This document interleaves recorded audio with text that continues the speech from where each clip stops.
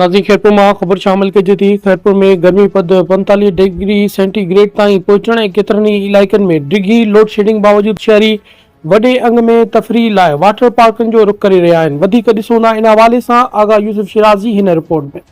जी इन वक्त असीं मौजूद आहियूं पार्क ते वाटर पार्क ते मौजूद आहियूं जिते असांजा सभु दोस्त इंजॉय कर रहे हैं। इन वक्त तव्हांखे ख़बर आहे त खैरपुर वीरस में गर्मी जेका आहे 40 खां 50 सेंटीग्रेड इन वक्त हली रही आहे ऐं इन खां बाद बिजली जो बि बहरान तमामु घणो थी चुको आहे। अरिड़हं कलाक खैरपुर में लाइट जो लोड शेडिंग जारी आहे। उतां जे माण्हुनि जो इहो चवणु आहे त छा कयूं अहिड़ी तपती गर्मी में असां वाटर पार्क जो रुख कयो आहे। अचो त तव्हांखे उन्हनि खां ॻाल्हि ॿोल करायूं त हीअ गर्मी केतिरी आहे ऐं तव्हां कहिड़ो इंजॉय करणु आहियो। 50 सेंटीग्रेड जी जॾहिं गर्मी हुजे खैरपुर में त खैरपुर जा जेके शहरी आहिनि उहे सख़्तु मुतासिर थियनि था।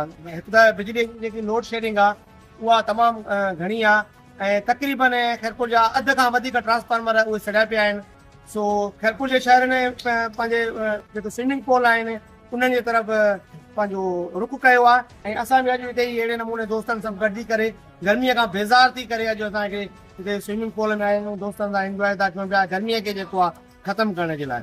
तो ॾाढो मज़ो पियो अचे। ॾाढो बहितरीनु हिकिड़ो प्रोग्राम रखियो वियो आहे ऐं असां बहितरीनु नज़र लुत्फ़ अंदोज़ थी रहिया आहियूं।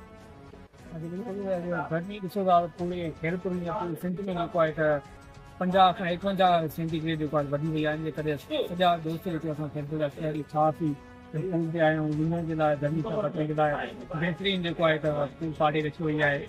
नेशनल प्रेस क्लब जे सदर भाउ शबीर फलियो ऐं भाउ सिराज जे तरफ़ां उहो इंजॉय करे रहिया आहियूं। गर्मी जी शिदत घणी आहे छो त बचे 45-50 जे खैरपुर में हली रही बिजली लोड शेडिंग जी 24 कलाक मां तकरीबन 10 कलाक में मुश्किल सां मिले। इन करे असां हिते स्विमिंग पूल ते असां सभु दोस्त पाण मिली इन शिदत खे हेल्प करण लाइ शहरनि जो चवणु आहे त बिल्कुलु तमामु घणी गर्मी थी चुकी आहे ऐं वाधार जो तमामु घणो आधार जे करे असां हिते जेको आहे इंजॉय करण आया आहियूं ऐं गर्मी खे बाय बाय करण आया आहियूं। त इन्हनि जो इहो बि चवणु आहे त वाधारनि खे घुरिजे त लोड शेडिंग खे कमी करे शहरनि खे रिलीफ ॾिनो वञे।